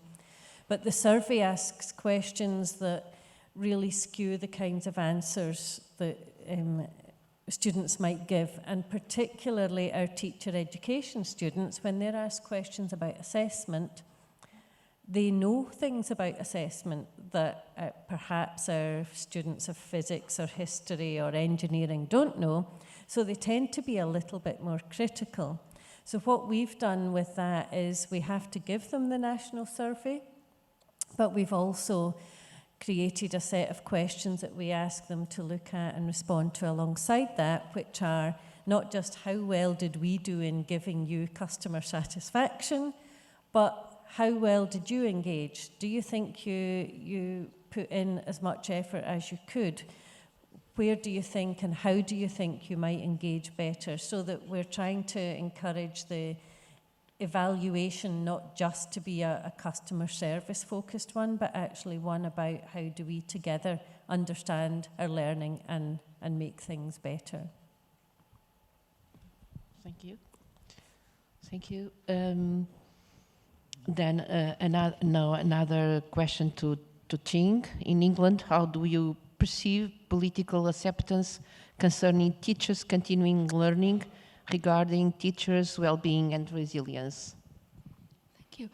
I think from political, if we think about from the policy perspective, simply looking at the white paper which was published earlier this year and also the teacher retention strategy, the government certainly is thinking that developing teachers is the way to solve the teacher supply crisis in England. There is that acceptance in a way, but then how to achieve that policy agenda, I think that's a quite complex question, don't have a solution, but I think from our perspective, speaking on behalf of the IOE, the position, the Institute of Education where I work. The position is really to get involved and really to influence how we believe what teacher well-being and resilience should be defined in a much more nuanced kind of manner, which is fundamentally about enabling teachers to feel that they are professionals, they are nurtured and developed to become professionals, rather than the current political kind of agenda or policy language very much about reducing workload as if it's the only solution to return teachers. But from another political side of teacher development is universities clearly have become increasingly, wanting to be engaged in a debate about how the government is defining teacher education and teachers' professional learning, the kind of more rigid, as the earlier question said, standardizing the approach and the content, and that is kind of worrying. So it's a really complex landscape at the moment. It's interesting, and from our perspective as an IOE, we do believe it is great now we have the opportunity to play a part to kind of shape what we believe as academics, as higher education, what teacher learning should be about and how we can influence that.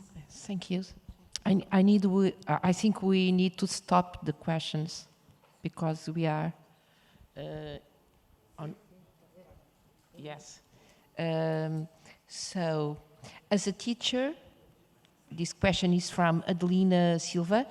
As a teacher, I'm well aware of the importance to reflect on our own practice, but how can we do it when we have 200 students and all the bureaucratic work to do? Anya. I would love to answer this one. I want this. Yeah. Yeah, because what I think, apart from COVID, a large pandemic in education is that teacher educators get more administrative work. It's all over the world, and for me, it is partly, we can talk about this all afternoon, but I think it has to do with mistrust of teachers. And the idea that we have to write down everything, that we have to write large reports that can be read back by everybody. And also the evaluations. I mean, I like evaluations, but sometimes it's so much and so big that is only time costly. So I think one of the things that teachers should be ensured of is trust. We have to trust teachers, also in professional development. Yeah, and no professional development like I know best and you have to do what I do. But that is vanishing, and as you can see from the whole team. But, now's the but, and I don't know if you applaud after this. What I also see is that teachers and teacher educators are very badly organized. So we have in the Netherlands an association of teacher educators, but it's not strong. It's very nice and pleasant, and we come together every year, but they have no voice in the policy-making circles. And that is often the same as teachers. So if you want this trust from your governments or from the head of schools or the head of universities, you have to show that you're able to do so. Start, in my view, very simple. At your own school of education, at your own teacher education institute, and start with taking the power back, so to speak, but start in an easy way. And then you can reduce administrative work which is not necessary.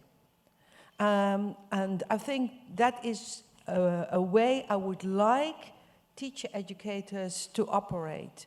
But you also have to do this yourself. It is also time costly.